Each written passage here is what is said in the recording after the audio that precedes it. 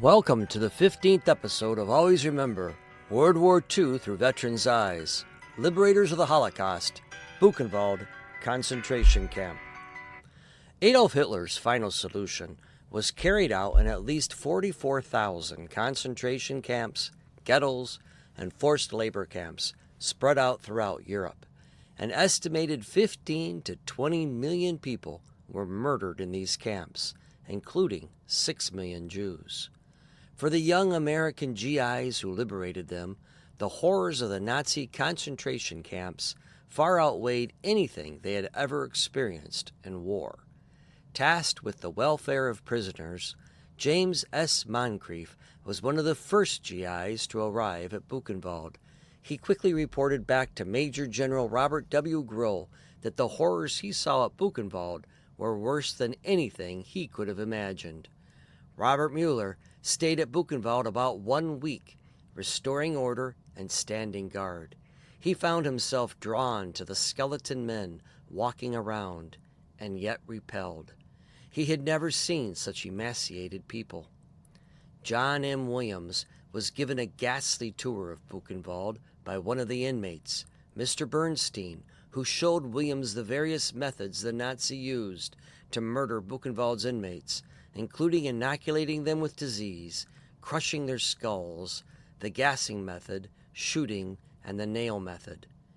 Seeing a dead soldier didn't bother Williams, but the walking dead at Buchenwald were ghastly.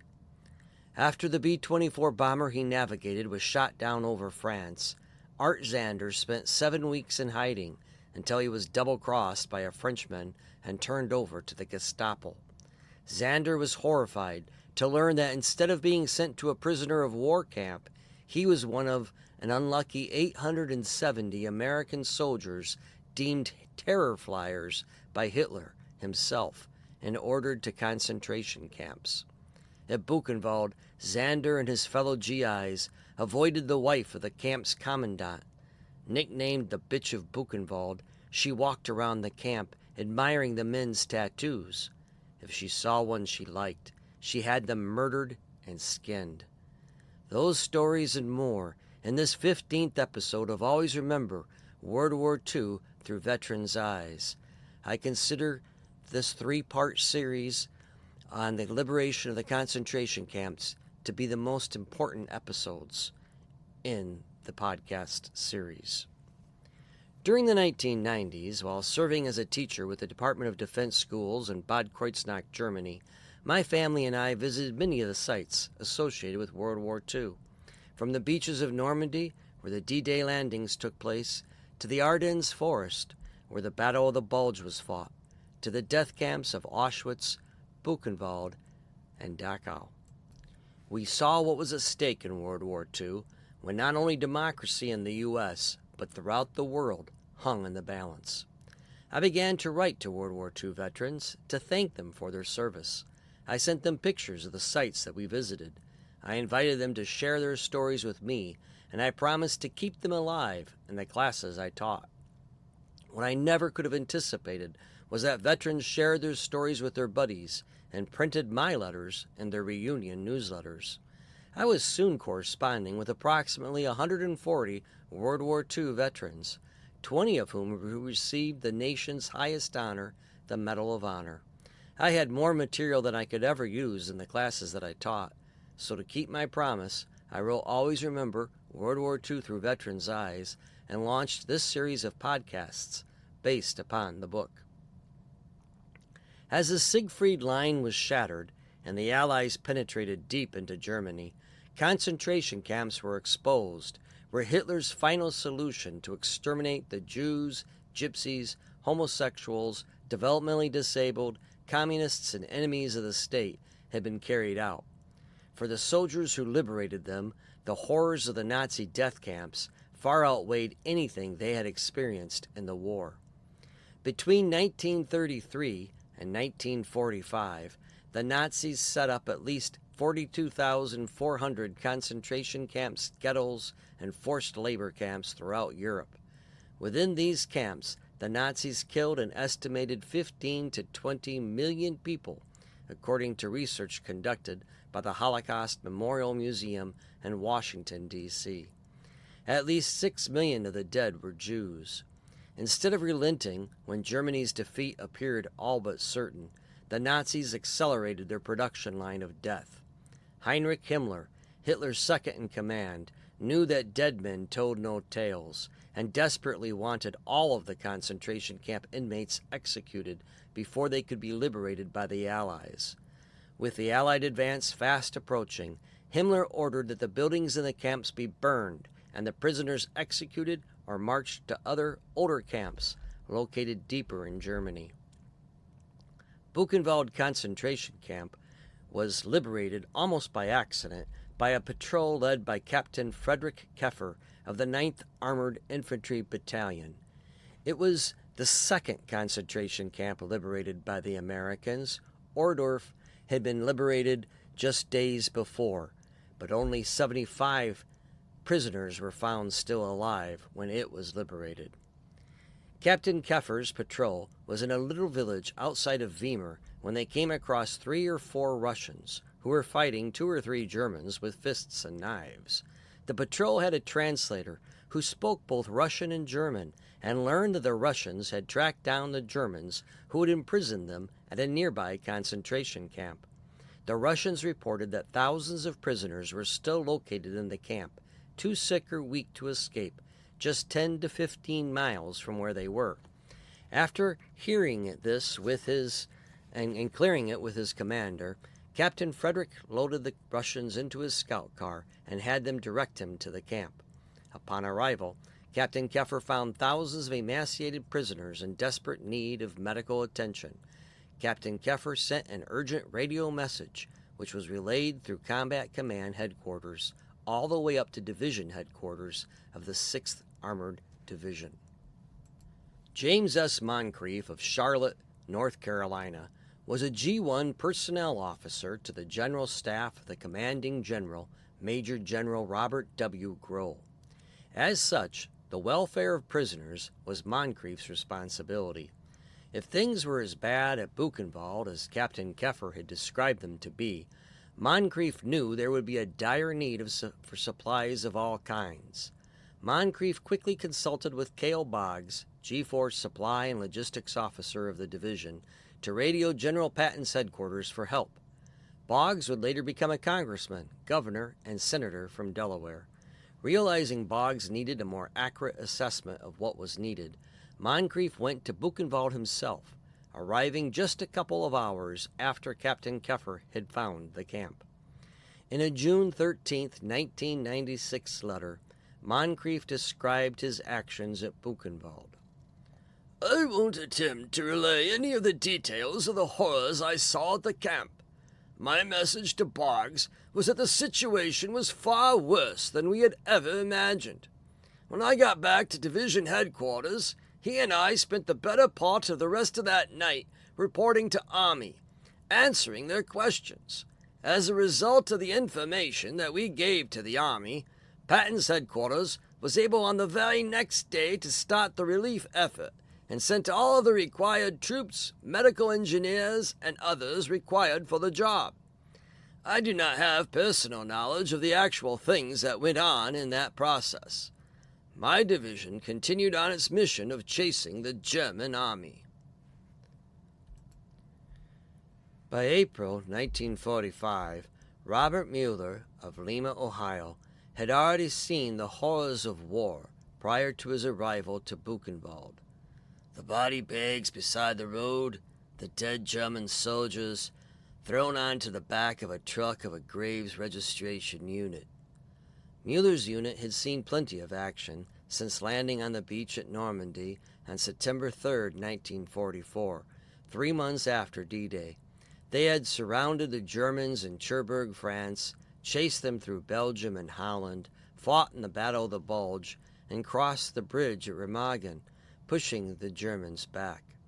Along the way, he had lost his friend Don Anderson after he was hit by enemy artillery, and another buddy, Lou Giesti, from Philadelphia, who had been a wireman and was fixing lines between their medium artillery guns when he was shelled by the Germans. As a scout corporal for an artillery battalion, Muhler had been on the front lines, and I knew what death was. But by April, with the Germans on the run everywhere, Muhler had been reassigned as a security guard with a unit of approximately 30 men to set up roadblocks and checkpoints, and to establish order at refugee camps. Like Keffer and Moncrief before him, Muhler had no idea what to expect when he rode up the mountain just outside of Weimar and got out of his truck at Buchenwald. Buchenwald's prisoners were eager to show their liberators the horrors that had befallen them at the camp. Muhler vividly recalled liberating the camp and the tour that one prisoner gave him. I saw a German machine gun set up facing down the road, and then I saw a 3/4 ton pickup truck with a Nazi soldier standing in it, his head bleeding and a bandage covering a wound. We learned that our advance was so quick that the SS guard in the camp, leaving their guns, they fled the camp, leaving their guns set up. This SS guard had tried to hide among the prisoners, putting on one of their uniforms. He was recognized and beaten by the prisoners, but we rescued him. I recall going to the prison gate with several friends, and 2 prisoners came up from inside. They offered to take us for a brief tour. Both spoke excellent English. They took us first to the crematorium, and as we walked toward the building, we passed piles of bodies, stacked like cordwood, waiting to be burned. Their naked bodies had swollen bellies and arms and legs like sticks. We were taken down to the crematorium, and one prisoner pointed out a wooden chute, like a coal chute, leading down to the basement. He explained that the SS, they didn't like to waste bullets. If they wanted to get rid of a prisoner, they forced him to bend down with his head over the chute. He was hit over the head, crushing his skull, and flung down the chute, where the skull was further crushed by other SS guards. We were all shocked. We went down to the basement, and we saw where the bodies arrived after they were being thrown down the chute. A prisoner pointed out the meat hooks on the wall, where the bodies were hung until they stiffened. I vividly recall the prisoner explaining how the SS guards tried to wash the blood away, knowing that we were coming, but the stains were very obvious. The furnace was in the basement, where the bodies were cremated. When I returned, 50 years later, for the memorial event, the furnace was upstairs. But the horror didn't end there. Right beside the crematorium was a wooden barracks called a hospital. It wasn't there 50 years later. We were taken inside, and as we walked down the middle of the barracks, we saw men starved, lying on the floor. The only difference between them and the ones outside, stacked like cordwood, was that they lay still, but their eyes moved, following us as we walked by. They were waiting to die, beyond any help from our medical team, who arrived later. The procedure of the SS was to slowly starve a prisoner until he became so weak that he couldn't walk. He was then taken to the hospital, where he died. His body was added to the stack on the outside, waiting to be cremated. Our unit stayed at Buchenwald about 1 week, restoring order and standing guard, keeping the prisoners from wandering off. But they were so weak they had trouble walking, merely milling about, gazing at us with surprise and curiosity. There were women and children in the camp, all dressed in striped uniforms. No doubt the parents of the children were gone. During that week, an American commander came to the camp, and troops brought up citizens from Weimar, the mayor, businessmen, doctors, church people, to help clean up the mess. But as I understood it then, it was done to demonstrate vividly what Buchenwald camp really was. Civilians from Weimar had never been there. We moved on after about 1 week. During his time at Buchenwald, Muhler found himself drawn to those skeleton men walking around, and yet repelled. I had never seen such emaciated people. Yet he felt no animosity towards the German soldiers, believing that most did not know anything about the atrocities that occurred within the concentration camps. Muhler was a deeply spiritual man who would become eventually a Presbyterian minister. Muhler regarded Buchenwald as a demonic evil to which all of us humans on our own can succumb. He also understood, love sets us free. For Robert Muhler, he could not separate the nightmares he saw at Buchenwald from another horrible memory at Remagen. After having crossed the Ludendorff Bridge, while moving down the Rhine towards the castle, Muhler came across a rowboat at the river's edge with 2 dead German soldiers in it. Both were lying on their back, their blue faces turned up towards the sky. One was in his 40s, the other merely a boy, no more than 16. Both had likely been strafed by American planes as they fled the advancing units. Something drew Muhler and the GIs he was with to the boy. One of the GIs pulled out the young man's wallet, and they began looking through it. Muhler didn't touch anything out of respect. In any event, my colleague went through his wallet and pulled out photographs of the boy's family. There are about 6 or 7 people, probably his parents and younger brothers and sisters. As I gazed on those pictures, I thought of my own mother and father and my younger brothers. Needless to say, for me, it epitomized the horror and brutality of war. I imagine the grief his parents would feel when they learned of his fate. They probably had prayed for his safe return home. A graves registration unit would come later and pick up the bodies and check the dog tags and notify the family. Your son died. Our deepest condolences. I carry that memory with me, and it reflects the other side of Buchenwald, the human pain we all experienced, all of us tied together in one bond of hope. Maybe it was that young soldier or the horrors he witnessed at Buchenwald, but Muhler later became a pacifist, explaining, "We don't stop the killing by more killing, and I trust in a greater power to lead us all into being peacemakers, who shall be called the sons of God." John M. Williams of Honolulu, Hawaii, was just 17 when he accepted a federal civil service appointment in Washington, D.C. with the War Department Signal Corps.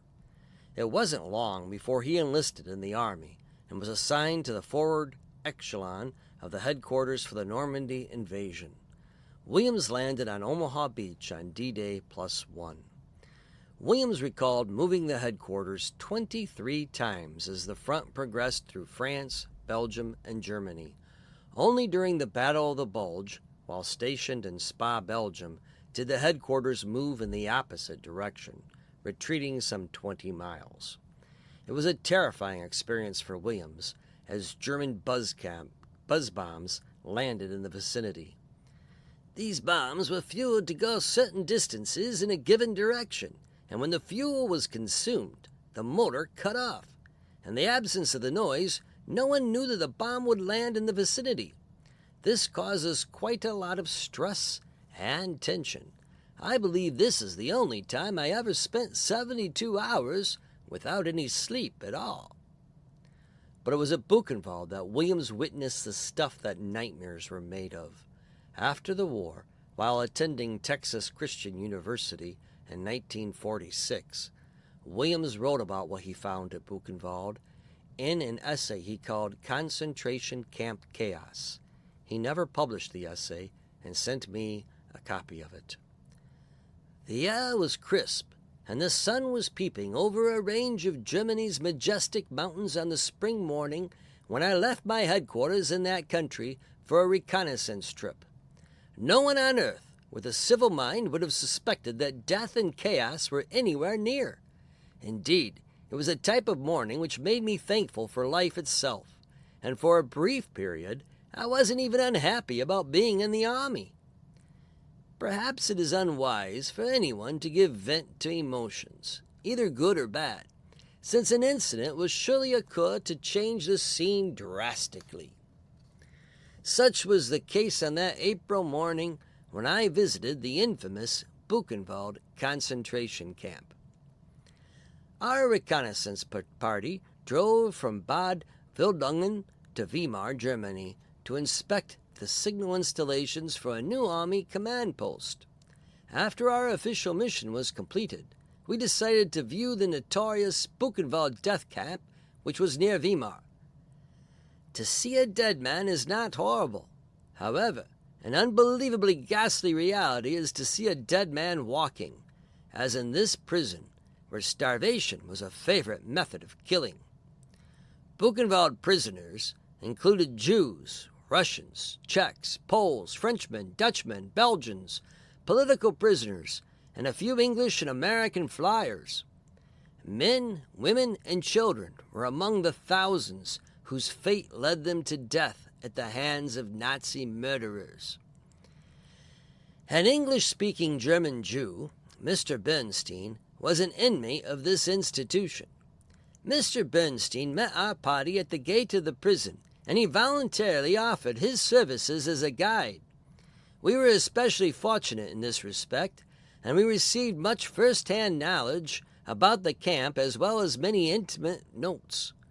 Bernstein had been a chemist in civilian life, and therefore he was assigned to the Buchenwald Hospital laboratory, where inmates were inoculated with toxin and disease germs. Once the prisoners contracted diseases, they were used to furnish serum for frontline German soldiers. Bernstein assisted with this work, which was supervised by Nazi stormtroopers. The Jew told us that his knowledge of chemistry saved his life, inasmuch as he treated some of the dead bodies, making them non-poisonous. After treating the dead bodies, the Jew confided that he ate some of them to keep from starving. Upon my honor, I do not believe he lied, as no one would have reason to tell such a lie. Bernstein also helped load bodies onto the wagon for the camp crematorium, where the dead were burned. The prisoner told us that there was no official count of the bodies which were cremated. We were escorted to the sick wards of the camp, where all prisoners beyond the working stage were taken. Buchenwald was a combination labor-starvation camp. All prisoners were field and factory laborers until they collapsed from the lack of food. The prisoners were then taken to the sick wards to die. These wards were one-room, barn-like buildings, approximately half the size of the Texas Christian University gymnasium. Each ward held 2,000 to 3,000 dying men. These men were lying on the floors and in pigeonholed shelves built into the walls. There was no bedding, heat, medicine, or any sort of attention. Several times daily, the death wagon was brought around to the wards to collect the dead, just as if they were garbage. Bodies were thrown onto the cot as if they were sacks of potatoes. Next, Bernstein took us to the crematorium, where the bodies of the dead were destroyed. They were destroyed by coal fire in the camp, provided that there were no orders from the Denmark soap factories for the dead. Many trainloads of dead were shipped to the Nazi soap factories in Denmark and made into that ever-scarce item. The other notable methods of death in Buchenwald were the gassing method, shooting, and the nail method. The latter method was a unique device for killing the condemned. Prisoners were lined up next to a wall according to their heights. The executioner pushed a lever, and out of the wall shot a nail-like object into the head of each of the victims. The lever was then drawn back, and the death house was again ready for more condemned men. These systems were used when the camp became overcrowded and starvation was too slow. The commandant of Buchenwald was wed to a creature whose hobby was collecting tattoos. At intervals, the woman would wander through the camp searching for interesting tattoos on the chests and arms of the shirtless prisoners. If a tattoo appealed to Mrs. Horror, she would order the bearer of the tattoo to be shot. We saw many of the book covers, lampshades, pocketbooks, and bags made from this human tattooed skin. There were no sanitation facilities in Buchenwald, and many thousands of prisoners died of filth and disease. Orders were very definite in the camp, and the most minute violation of any order meant torture or death to the guilty.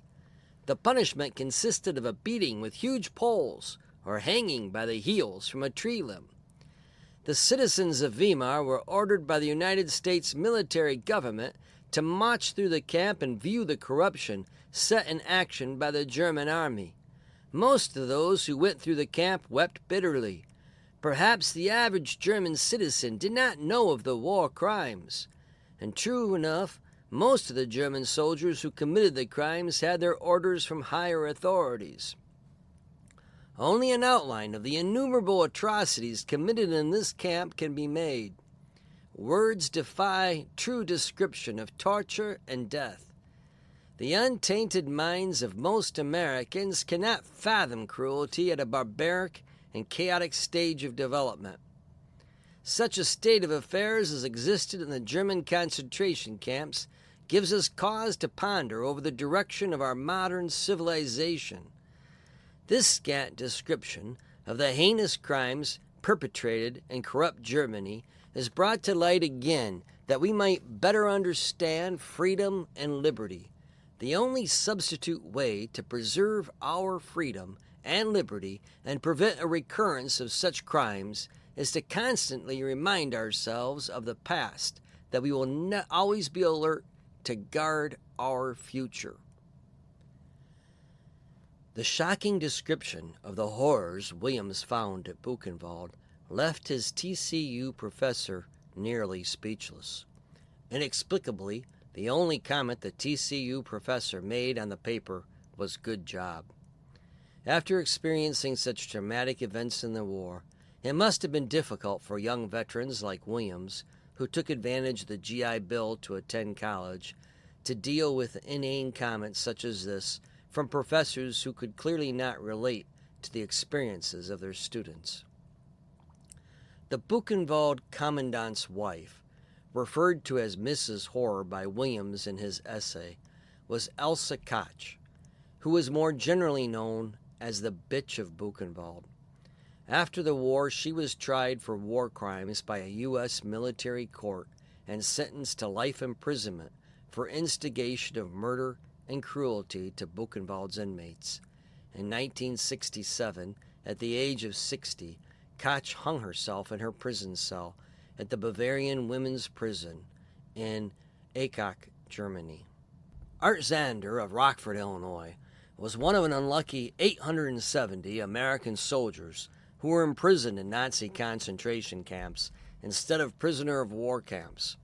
Zander found himself an inmate of Buchenwald after the B-24 bomber he navigated was shot down over France 4 days after D-Day.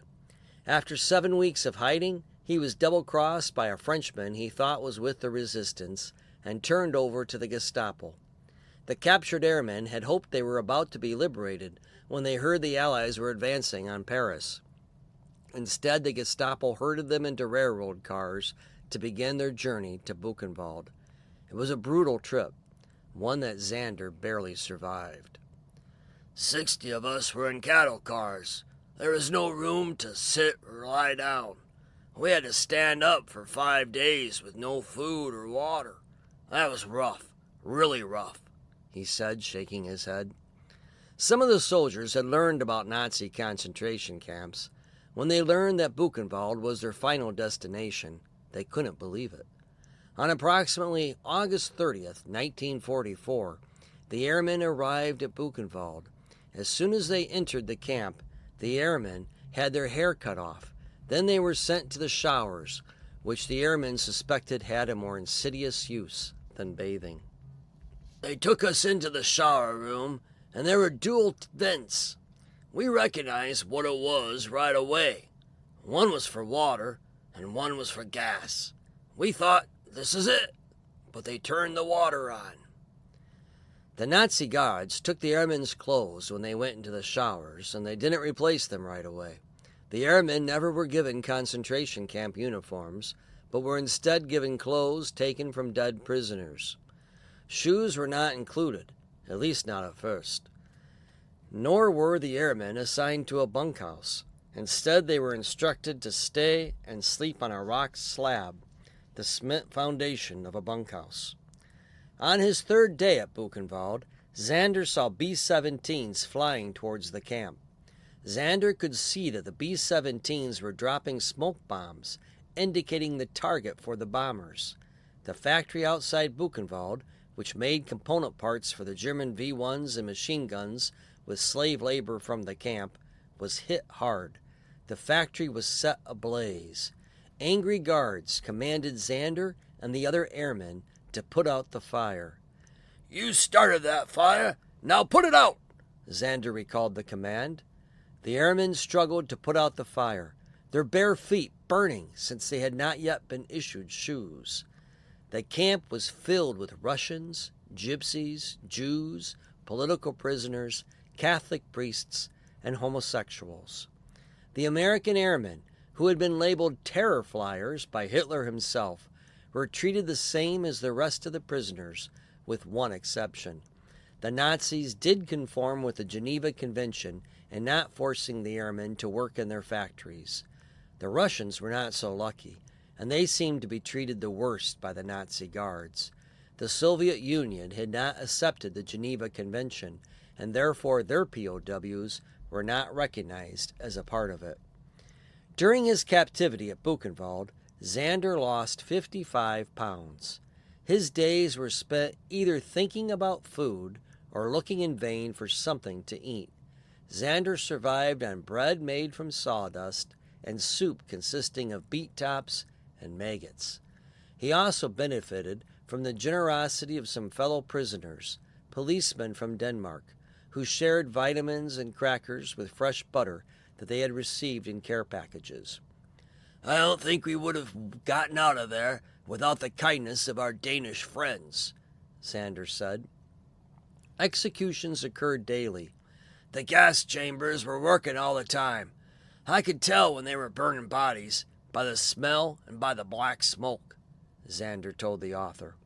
The prisoners were always concerned about those whose name were going to appear next on the list for the crematorium.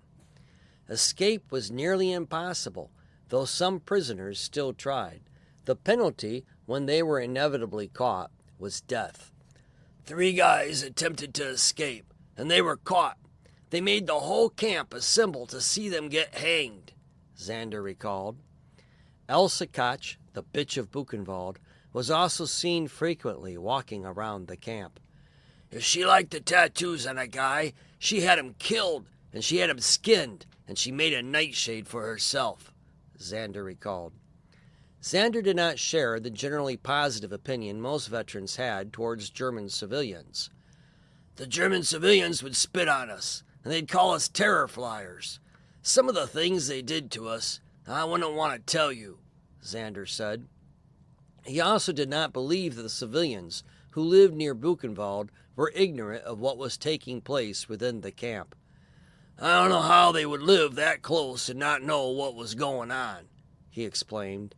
What did they think they were making with all that smoke? Did they think it was a factory? Hitler had intended to execute the terror fliers, but Hermann Göring, commander of the Luftwaffe, is said to have interceded on their behalf out of chivalry for the Air Force. After about 4 months, the airmen were moved to a prisoner of war camp, Stalag 3, where conditions improved markedly. For example, Red Cross parcels were regularly delivered to the POWs. Occasionally you had a whole parcel all to yourself. Then sometimes 4 or 5 men had to share one, depending on how many were getting through, he recalled. Approximately 12,000 to 14,000 POWs were imprisoned in Stalag 3, which was located near Berlin. The camp was divided into compounds by nationality. Zander was assigned to the North Compound, which was primarily British, so he was separated from most of the airmen he knew from Buchenwald. After Buchenwald, life in the POW camps didn't seem nearly so bad. The POWs were allowed to attend church services. Zander remembered a Catholic priest who held a mass in the compound. He had deliberately sought to be captured so he could support the spiritual needs of the POWs. A few professors in the POW camp even taught college classes, some of which were later recognized for credit after the war by various universities. The YMCA also donated books for the library in the POW camp. During the final days of the war, the Germans considered the POWs too valuable to allow them to be liberated by the approaching Allies. Like POWs at other camps, Zander was forced to go on a 5 to 6 day march to another camp. Zander took advantage of the march to make the first of 2 escape attempts.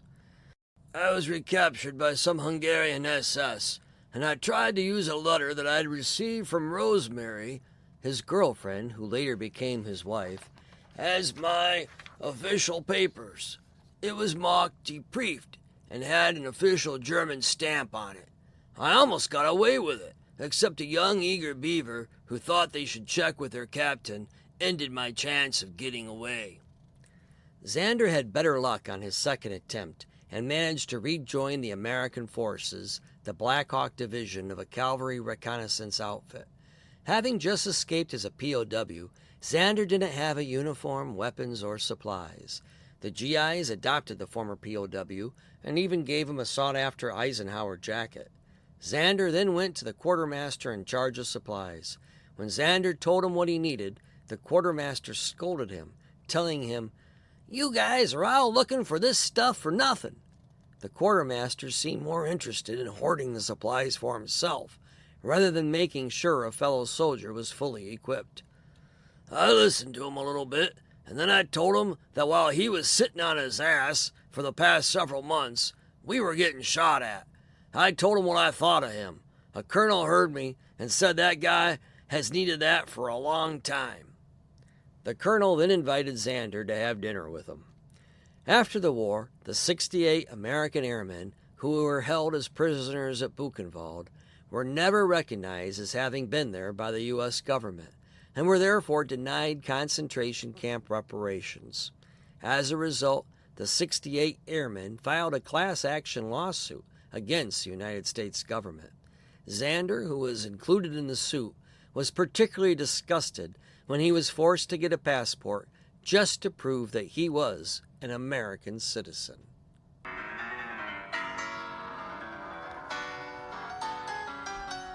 Our song today, A Night of Prayer, was written by Polish musician Joseph Kropinski, who was a concentration camp inmate at both Auschwitz and Buchenwald. Despite enduring the harshest of conditions in the concentration camps, Kropinski somehow still wrote 300 songs during his long imprisonment. He survived the Holocaust and died in 1970 in Wrocław, Poland.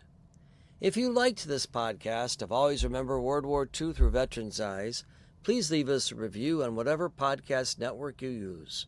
Follow our podcasts and tell your friends. New episodes come out bi-weekly. This was part 1 of a 3-part episode on liberators of the Holocaust. Our next episode will feature the liberation of Dachau concentration camp, and our 3rd episode will feature the liberation of satellite camps, and there were many, many satellite camps. Please be sure also to check out our website for pictures of the veterans whose stories were told in this episode, as well as pictures of the liberation of Buchenwald. Thank you for joining us and for remembering our World War II veterans.